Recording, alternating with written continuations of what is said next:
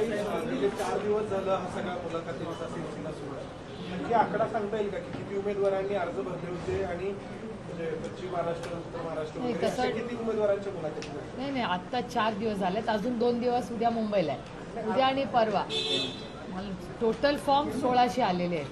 त्याच्यामुळे त्याच्यातले म्हणजे जवळपास 95% लोक हजरच असतात. काल परवामध्ये जे काही राहिले ते आजही आले होते. त्याच्यामुळे मोठा साहेबांची इच्छा आहे की ज्यांनी फॉर्म भरला त्याचा मान सन्मान रीतसर झालाच पाहिजे पक्षामध्ये, आणि ज्यांना तिकीट आम्ही देऊ शकू अर्थातच त्यांना तर तिकीट मिळेलच, पण ज्यांना तिकीट मिळणार नाही, साहेबांनी मला स्ट्रिक्टली काल सांगितलं आहे, मला आणि जयंतरावांना, की त्याचं एक प्रोसिजर पुढे फॉलो केलेलं आहे. कारण काय, एक गोष्ट आम्हाला खूप आदरणीय पवार साहेबांनी काल मीटिंगमध्ये सांगितली, हे सगळेच उपस्थित होते काल मीटिंगमध्ये, की प्रचंड टॅलेंट ह्यावेळेस मोठ्या संख्येने महिला आल्या. अनेक भागात अतिशय उच्च शिक्षित लोकही आलेले, म्हणजे डॉक्टर, इंजिनियर, सॉफ्टवेअर इंजिनियर, एवढा टॅलेंट आणि शिकलेल्या लोकांनी पक्षाकडे तिकीट मागितले. आमच्यासाठी खूप एक आनंदाची आणि अभिमानाची गोष्ट आहे की एवढा टॅलेंट पूल जो काम करू इच्छितो. अर्थातच सगळ्यांना आम्हाला तिकीट देणं शक्य होणारच नाही, त्याच्यामुळे अर्थातच काही लोक दुखवले जातील, पण संघटनेमध्ये पूर्ण ताकदीने आम्ही त्यांना जबाबदाऱ्या देऊ. कॉर्पोरेशन, बँक, साखर कारखान्याचं इलेक्शन, पंचायत राजचं इलेक्शन हे आमचं सरकार आल्यावर तातडीने घेईल, कारण का तिथेच तर हे सगळे आमच्या सहकाऱ्यांना काम आणि राज्याची सेवा करायची संधी मिळेल.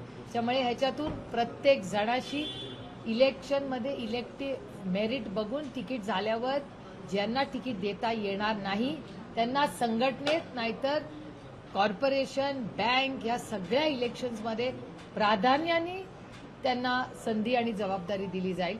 आणि ह्या सगळ्या प्रक्रियेत काही असे असतील जे इलेक्शन प्रोसेसमध्ये पुढे करायची त्यांना इच्छा नसली तरी त्यांना संघटनेत आम्ही जबाबदारी देऊ. त्यांच्याबरोबर आलेल्या प्रत्येक कार्यकर्त्याचीही आम्ही नोंद घेतली, म्हणजे नुसता ज्यांनी तिकीट मागितली नाही त्याच्याबरोबर आलेल्या आदरणीय पवारसाहेबांनी आम्हाला पहिल्या दिवसापासून सांगितलं की जो कार्यकर्ता इथे येईल त्याचीही नोंद झाली पाहिजे, त्याचाही मान सन्मान पक्षाकडून झाला. 5 वर्षांपूर्वी जी परिस्थिती होती, विधानसभा निवडणुका 2019ला होणार होत्या आणि बरीच काही चर्चा होती राष्ट्रवादी पक्षाबद्दल, पक्ष म्हणजे राहतो की जातो अशी काही चर्चा होत होत्या, आणि आज जी मोठी गर्दी दिसते, तर कसं बघता तुम्ही सगळ्या? तुम्हाला खरं सांगू, मी अतिशय विनम्रपणे महाराष्ट्राच्या मायबाप जनतेच्या समोर नतमस्तक होऊन आभार मानते. तो विश्वास त्यांनी आदरणीय पवारसाहेब आणि संघटनेवर दाखवला. आमच्या या संघर्षाच्या काळात ज्या पद्धतीने महाराष्ट्राची मायबाप जनता आमच्यावर उभं राहिली, आम्ही कितीही आभार मानले तरी ते कमीच असतील.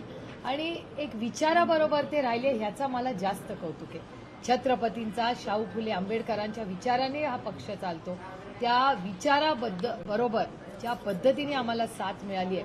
पुन्हा एकदा अनेक वेळा बोललं जातं की खरंच आयडिओलॉजीबद्दल काय लोकांचं मत आहे. मला आता असं वाटायला लागलंय की आयडिओलॉजीमध्ये आम्ही कदाचित सगळे कमी जास्त पडत असू, पण सामान्य मायबाप जनता जी आहे सगळी बाय नंबर्स, त्यांनी निश्चित केलेलं आहे की ते लेफ्ट लिनिंग आहेत का राईट लिनिंग.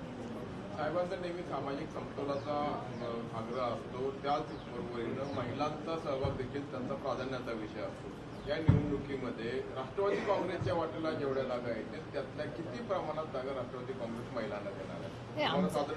नाही, आता कसं झालंय, 1-2 असे मतदारसंघ आहेत तिथे सगळीकडे महिलांचाच लोड आहे, म्हणजे असं इक्वल नाही आहे सगळीकडे.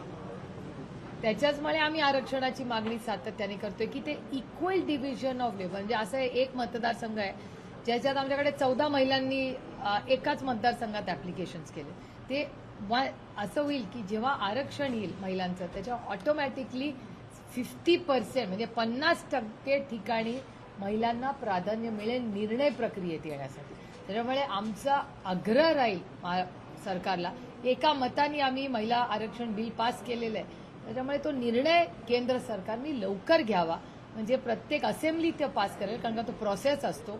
कॉन्स्टिट्युशनल अमेंडमेंट आम्ही ऑलरेडी केलेलं आहे दिल्लीमध्ये, तेच राज्यांना पाठवून राज्यांनी निर्णय घेऊन ते परत दिल्लीला पाठवलं की लवकरात लवकर पुढचे जी काही इलेक्शन्स होतील या देशामध्ये त्याच्यात ते लागू व्हावं.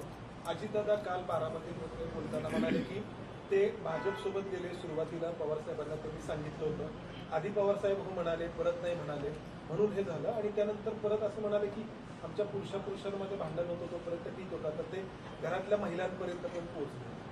मी काय त्यांचं स्टेटमेंट ऐकलेलं नाही, त्याच्यामुळे मला काय बोलता येणार नाही. अरे पण पवारसाहेबांना सांगून ते आधी गेले होते, परत पवारसाहेब नाही म्हणाले की त्यांनी आधी बोलून झालं पण काल परत बोलले. त्यांचा रोग कुणाकडे आहे नेमकं? कारण तो बाहेरची बाई घरात आली की थोडं भांडायला लागतं वगैरे इथपर्यंत ते स्टेटमेंट गेले. मी खरंच त्यांचं स्टेटमेंट ऐकलेलं नाही, त्याच्यामुळे मी पूर्ण स्टेटमेंट ऐकल्याशिवाय कसं बोलणार. आज पिंपरी चिंचवडलाही ते बोलले. रोहित पवारांचं कौतुक केलं त्यांनी, त्याच्या कामाचं चांगलं काम करतोय रोहित पवार. पण ही गोष्ट खरी आहे, रोहितचं कामच चांगलं आहे, याच्यात काही वादच नाहीये. पण ते असंही म्हणाले की वय झाल्यानंतर थोडंसं थांबायला पण पाहिजे, असंही पिंपरी चिंचवडला असते. ते रोजच हे बोलतात, त्याच्यामुळे कुणाकडे रोख हे माहिती नाही. परवा 70 म्हणाले. माझ्याकडे खूप गोड, माझ्याकडे असेल तो एक व्हॉट्सॲप आला होता, मला एक खूप छान फोटो आहे. It's very cute. हा तो म्हणजे माझ्यामध्ये सेन्स ऑफ ह्युमर अजून जिवंत आहे, त्याच्यामुळे तुम्ही तो सेन्स ऑफ ह्युमर म्हणूनच घ्यावा. कारण का काय झाले, बीजेपी सत्तेत आल्यापासून हसणाही म्हणायचं राज्यामध्ये. त्याच्यात एक खूप क्यूट असा माझ्याकडे एक व्हॉट्सॲप आलाय, त्याच्यात वरती आदरणीय पवार साहेबांचा फोटो आहे आणि त्याच्या खाली अजित पवार आणि देवेंद्रजींचा आहे.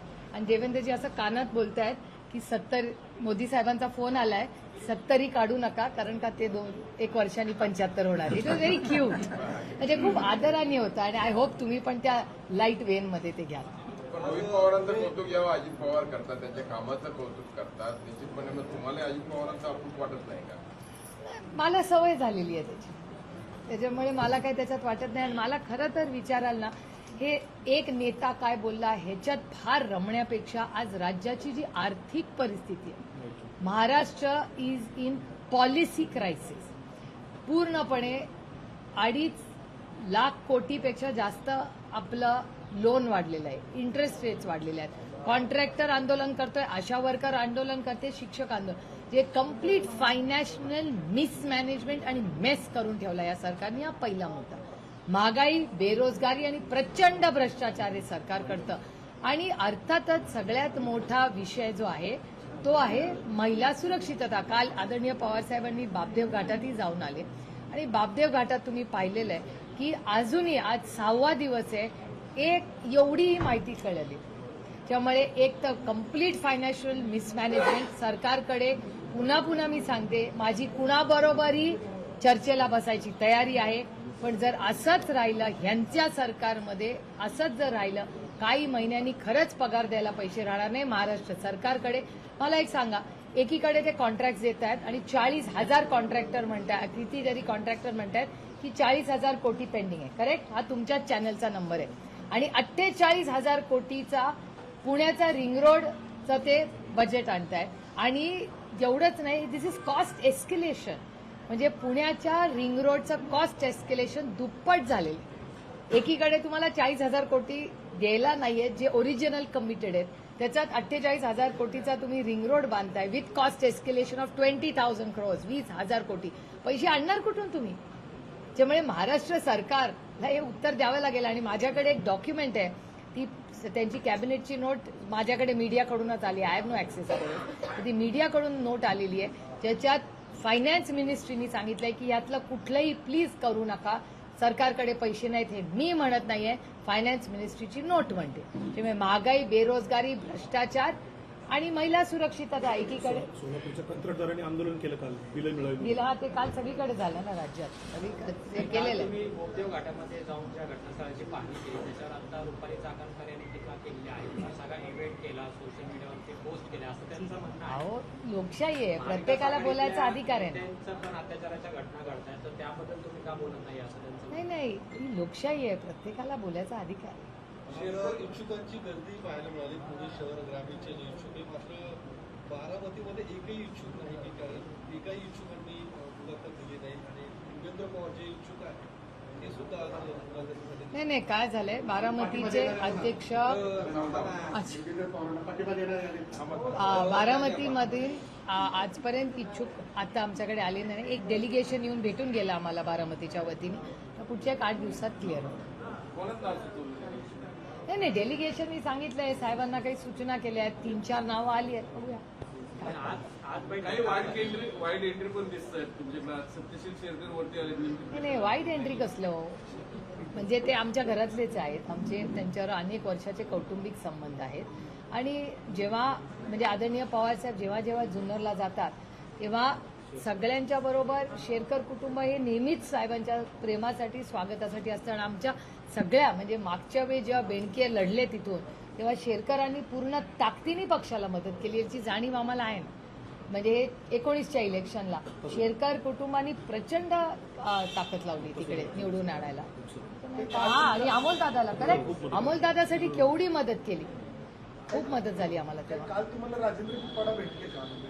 नाही नाही, मला खूप लोक भेटत असतात म्हणजे जे पक्ष सोडूनही गेले नाही, 3-4 लोक सोडले तर सगळ्यांचे माझे कौटुंबिक संबंध असल्यामुळे तेही भेटतात, त्यांच्या फॅमिलीजही भेटतात, फोनवरही चर्चा होत असतात. त्यामुळे मला कोणी भेटायला आलं नाही आलं हे काय नवीन आहे. 2-3 लोक सोडले तर आज अजित पवारांबरोबर गेलेले 95-96% लोक मला रेग्युलरली इथेही भेटतात आणि दिल्लीतही भेटतात. राजेंद्र शिंदे लोकसभा निवडणुकीमध्ये राजेंद्र शिंदे जे फेक हे झाल्यावर करतो. लोकसभा निवडणुकीमध्ये तुम्ही जे फेक नॅरेटिव्ह सेट केलेलं होतं त्याला हरियाणातल्या जनतेने उत्तर दिलेलं आहे असं आज देवेंद्र फडणवीस म्हणाले. देवेंद्रजी म्हणजे महाराष्ट्रात आम्ही सेट केलं नॅरेटिव्ह आणि त्याचं उत्तर हरियाणाने दिलंय. वाह, हे मी पहिल्यांदाच लॉजिक ऐकलंय. माझी देवेंद्रजींना खूप विनम्रपणे विनंती आहे की हरियाणाची जरूर तुम्ही त्याचे कारण का तुम्हाला यश आलंय आणि कॉंग्रॅच्युलेशन्स टू दॅट. पण जर थोडासा वेळ देवेंद्रजींनी महाराष्ट्राच्या मायबाप जनतेच्या सुरक्षिततेसाठी दिला असताना तर कदाचित आज बापदेव घाटातली आमची लेक किंवा बदलापूरची आमची लेक किंवा ललित पाटीलचं ड्रग्सचं मोठं स्कॅन्डल किंवा पोर्सची केस किंवा कोयता गँग, हा सगळा जो क्राईम रेट आहे ना हा राज्यातला कमी केला असता तर देवेंद्रजींना पहिलं एक बहीण म्हणून हार मीच घातला असता आणि ओवाळलं मीच असतं. पण दुर्दैवाने हा उद्धव प्रॉब्लेम. ठाकरे वारंवार म्हणतायत की महाविकास आघाडीनं मुख्यमंत्री पदाचा उमेदवार किंवा नेता ठरवावा. असं असताना काय नेमकी अडचण आहे की एकमत होत नाही किंवा नाही नाही, एकमताचा विषयच नाहीये. नाही, मुख्यमंत्री पदावर एकमताचा विषयच नाही. कारण का एक तर राष्ट्रवादी काँग्रेसनी सांगितलंच आहे की आम्हाला we are a good team player, त्याच्यामुळे टीम जे म्हणेल ते आम्हाला मान्य आहे आणि आम्ही पूर्णपणे काँग्रेस आणि शिवसेनेबरोबर पूर्ण ताकदीने निष्ठेने त्यांनी म्हणजे आम्ही ज्या ज्या ठिकाणी लढलो तिथे शिवसेना आणि काँग्रेसनी प्रचंड ताकद लावून आम्हाला निवडून आणली. आम्ही ही तेवढंच केलं, सगळ्यांनी एकामेकासाठी कष्टांची परिकाष्ठा लोकसभेला केली आहे आणि आमच्याकडून तीच भावना आणि तेवढंच काम हे विधानसभेलाही आम्ही करू. आणि आम्हाला आत्ता राज्य येणं, कारण महागाई, बेरोजगारी, भ्रष्टाचार, फायनान्शियल मिसमॅनेजमेंट, आर्थिक जी गडबड हे सरकार सारखं करते आणि महिला सुरक्षितता हे खूप महत्वाचे विषय आहेत. त्यामुळे काँग्रेस आणि शिवसेना आणि आम्ही एकत्र मिळून ते कसं म्हणतील त्याप्रमाणे आमची पुढे जायची तयारी आहे. याला जोडून की संजय राऊत सकाळी म्हणाले की काँग्रेसने जाहीर करावं की त्यांना एक हाती लढायचं आहे. तर हरियाणाच्या निवडणुकीचा जो निकाल आहे त्याचे काही परिणाम असे दिसत आहेत असं वाटतं? मला असं वाटत नाही. कसं असतं, एक कालच होतं तेव्हा एक इम्पल्सिव्ह मुवमेंटवर सगळे रिॲक्ट करतात. प्रत्येक राज्याचे प्रश्न वेगळे असतात. आता आपण लोकसभा का पूर्ण लोकसभा लढलो आपण, किती वेगळे रिझल्ट होते बघा. साऊथने एका पद्धतीने मतदान केलं, मध्य प्रदेश राजस्थाननी वेगळं मतदान केलं, दिल्लीने वेगळं मतदान केलं, जम्मू काश्मीरनी वेगळं केलं, वेस्ट बेंगॉलला वेगळं झालं, महाराष्ट्राने वेगळं केलं. त्यामुळे वन साईज फिट्स ऑल नसतं. प्रत्येक इलेक्शनचे प्रश्न वेगळे असतात आणि महाराष्ट्राच्या समोर खरंच खूप मोठी आव्हानं आहेत. म्हणजे हे जे सरकार आहे हे आईसचं सरकार आहे. आईस म्हणजे इन्कम टॅक्स, सीबीआय आणि ईडी हे प्रेमाने नाही एकत्र आले, हे आईसमुळे एकत्र आलेलं सरकार. ताई, दादा म्हणतायत तुमच्याकडे उमेदवार नाही म्हणून आमचे निवडून येऊ शकणारे उमेदवार तुम्ही पळवताय. लोकशाही आहे, सबको अधिकार आहे बोलणे का. ताई, हर्षवर्धन पाटील यांचा प्रवेश झालेला आहे पण तिथे जे तुमच्या पक्षातले 3 नेते आहेत त्यांची नाराजी अजूनही कायम आहे. 11 तारखेला ते मेळावा घेऊन भूमिका जाहीर करणार आहेत, तर काय नेमका तर माझी त्यांना विनम्र विनंती राहिलेली आहे. मी हर्षवर्धन भाऊंचा प्रवेश घ्यायच्या आधीही त्यांच्याशी बोलले होते, त्याच्यानंतरही बोललेले आहे आणि आजही मी तुमच्याही माध्यम आणि मी रोज फोनवर पण बोलते त्यांच्याशी. म्हणजे आप्पासाहेब जगदाळे यांची मी काल रात्री बोलले. माझी त्यांना विनंती आहे की आपण चर्चेतून मार्ग काढू शकतोय. बघा, एका लोकशाहीमध्ये प्रत्येकाला त्याचं मत मांडण्याचा अधिकार आहे. पण एक गोष्ट मी तुम्हाला सांगू इच्छिते की मानेंचं तुम्हाला माहितीच आहे काय झालं. माने माझा प्रचार करत होते, त्यांना देवेंद्र फडणवीसांनी फोन केला, धमकी दिली, काय झालं देवालाच ठाऊक. पण एकदमच माने फॅमिली स्टॉप झाली आणि ते भारतीय जनता पक्षाचा प्रचार करायला लागले.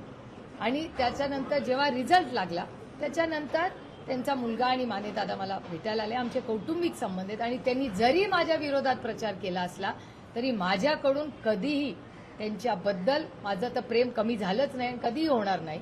पण मीही त्यांच्या विरोधात एक शब्दही कॅम्पेनमध्ये काढला नाही. समोरच्यांनी काय काय बोललं हे तुमच्या सगळ्यांना माहिती आहे. मी कधीच, आणि माझं राजकारण हे मी नेहमी आदरणीय पवारसाहेब आणि कैलासवासी यशवंतराव चव्हाण केंद्रबिंदू ठेवून ठेवते. त्यामुळे एखादा व्यक्ती का असं वागतो, का असा निर्णय घेतो आपल्याला माहिती नसतं. आणि मानेंच्या कुटुंबात काय झालं हे मला माहिती आहे आणि ते काय कॅमेरावर बोलायची गरज नाही. त्यामुळे मानेंना जी अडचण आली देवेंद्रजींच्या फोनमुळे हे उभ्या महाराष्ट्राने पाहिले. त्याच्यामुळे मानेंचा एक विषय वेगळा. जगदाळेंकडे मी आधीही बोलले होते, माझे बंधू राजेंद्र पवार आणि श्रीनिवास पवार आणि शर्मिला वहिनी हे जगदाळेंकडे गेले. त्याच्यानंतर त्यांना विनम्र विनंती केली की या संघर्षाचा काळ आहे, ते आमच्यावर उभे राहिला तुम्ही तर आम्हाला मदत होईल. आणि जगदाळेंनी आमचा आप्पासाहेबांनी शब्दाचा मान राखून ते आमच्यावर आले. त्याबद्दल मी जगदाळे कुटुंबाचे आभार मानलेले आहेत. आणि जगदाळे कुटुंब आणि माने कुटुंबांनी शेवटी लोकशाही आहे, त्यांना अधिकार आहे घ्यायचा. पण माझी तुमच्याही माध्यमातून त्यांना विनंती आहे की त्यांचा आदरणीय पवारसाहेबांनी इतके वर्ष नेहमीच मान सन्मान केलाय आणि तो माझ्याकडूनही जपला जाईल. त्यांनी कुठलाही निर्णय घेतला नाही. 7 दिवस झाले बोगदेव घाटांच्या प्रकाराला आरोपी भेटत नाही, साधा क्लूही भेटला नाही. गृहमंत्र्याचं अपयश आहे काय? अर्थातच हे फक्त बापदेव घाटात अपयश नाहीये. पुण्याला क्राईम कॅपिटल ऑफ महाराष्ट्र, आणि मी खूप जड अंतःकरणातून म्हणते क्राईम कॅपिटल ऑफ इंडिया हे जे झालेलं आहे याला जबाबदार फक्त आणि फक्त गृह मंत्रालय आहे. काही रामराजेंचं तळ्यात होताना दिसतंय. कारण काल प्रफुल्ल पटेल यांची बोलणं झालं, आता ते अजित पवारांची पण भेट घेत आहेत. यापूर्वी पवारसाहेबांनी 14 तारीख खरं तर इंदापुरात जाहीर केलेली आहे. काय नाही ते पण माझं तर म्हणणं आहे, भेटले तर त्याच्यात गैर काय. आणि मला जे जे अजित पवारांबरोबर काम करतात किंवा भारतीय जनता पक्षात काम करतात, जे त्या काम करतायत त्यांना प्रत्येकाला तुम्ही विचारा, हे पण इथे बसले, मी प्रत्येकाला सांगते की असं नाही यायचं बॅकडोरने, डंके की चोट पे जा. तिथल्या नेतृत्वाला सांगा, त्यांना सांगा की बाबा आम्हाला अडचण आहे, आम्ही जातोय, यायचं असेल तर पुढच्या दाराने यायचं. मी कधी हा हे बोलला ते हो बोलला ह्याचा फोन घ्यायचा नाही असलं नाही बाबा. मी जेवढे प्रवेश घेतलेले आहेत विचारा यांना, सगळे सांगून घेतलेले. जो भारतीय जनता पक्षाचा मला भेटतो त्याला मी सांगते जायचं, देवेंद्रजी गडकरी साहेबांशी बोलायचं, मग प्रवेश घ्यायचा. अजित पवारांकडचे जे जे मला भेटलेत त्यांनाही मी सांगितलंय की जाओ अजित पवार से बात करो, उसके बाद मुझे से. काही मौर्याच्या काळामध्ये गुणरत्न सदावर्ते यांचा एन्काउंटर करण्याचा प्रयत्न होता अजित वनवाच्या घाटामध्ये. मला असं वाटतं की या म्हणजे कदाचित आता त्यांचाही विश्वास राहिला नसेल पोलीस यंत्रणेवर. कारण का जर पोलीस यंत्रणेमध्ये तुम्ही काल बघितलं असेल, सामनाची हेडलाईन होती, कोणीतरी मुन्ना होता त्यांनी काहीतरी जाऊन धुमाकूळ घातलाय कुठल्या तरी पोलीस स्टेशनवर. योगायोग बघा, यांनी बदलापूर म्हणून बंदूक लावून पोस्टर लावले. त्या बदलापूरच्या पोस्टरमध्ये मी म्हणत होते मिर्झापूर, त्या मिर्झापूरमध्ये पण त्यांच्या मुलाचं नाव मुन्नाच होतं आणि इथे पण मुन्नाच आहे. काहीतरी आहे कनेक्शन तिथे. पण सदावर्तेंनी असं का स्टेटमेंट केलं, आणि पोलीस यंत्रणा आहे त्यांनी जाऊन बघितलं पाहिजे. झालं एनिथिंग एल्स? चला थँक्यू. की जो घटना हुई है उसमें 33 हुए, फिर भी आरोपी अभी तक गिरफ्तार नहीं हुए. फिर भी आज और एक घटना हुई है, उसका 22 लड़की उसका अपहरण हुआ है और खेत की जगह पे उस पर अत्याचार हुए. किस तरह से आप ये पूरा महाराष्ट्र सरकार का गृह मंत्रालय का फेलियर है. क्योंकि आप देख रहे हैं जब से ये सरकार आई है महिलाओं के खिलाफ ही जो हो रहे वो निर्णय हो रहे. और हर महिला, आप ही के चैनल में मैंने देखा है, महाराष्ट्र की महिला की सोच ऐसी है कि 1500 रुपया आप मुझे दे रहे हैं, मैं आपको 2000 रुपया दूं, लेकिन मेरे बच्ची की सुरक्षितता इसमें आप कुछ करिए. तो ये पूरी जो गृह मंत्रालय है महाराष्ट्र का पूरा फेल हो चुका है. ना हमारी बच्चियां इसमें सुरक्षित है, ड्रग्स बढ़ रहे हैं. आज ही मैंने न्यूज देखी है कि क्या उस हड़पसर में ऐसी न्यूज आई है कि हड़पसर में मेरुआना गांजा की खेती हो रही है। सरकार को पता नहीं गांजा की खेती हो रही है। क्या आप पूरे देश में पूरे ये क्राइम के लेकर नहीं, महाराष्ट्र का क्राइम, मुझे बहुत दुख होता है जब मैं ये कह रही हूँ, लेकिन महाराष्ट्र में सबसे ज्यादा, एक तो महाराष्ट्र क्राइम है, crime capital of the country हो गया। ये मैं नहीं कह रही हूँ, महाराष्ट्र सरकार का और केंद्र सरकार का डेटा कह रहा है, और दोनों जगह भारतीय जनता पार्टी की ही सरकार है। Point number 1। Point number 2 is Maharashtra में सबसे ज्यादा क्राइम कहाँ हो तो पूना में हो। It is become the crime capital of Maharashtra. बहुत दुख के बाद मैं कह रही हूँ ये बात। अगला कदम क्या होगा जिस तरह से अभी उद्योग कांड के जो आरोपी हैं? नहीं, मैं हर रोज एसपी और सीपी से बात करती हूँ। मैं कुछ इसीलिए कल पवार साहब और मैं खुद वहां जाके आए कि क्यों इतनी देरी हो रही। ये बहुत दुख की बात है हम सबके लिए। लोकशाही मराठी ऐका, पहा, जागरूक रहा।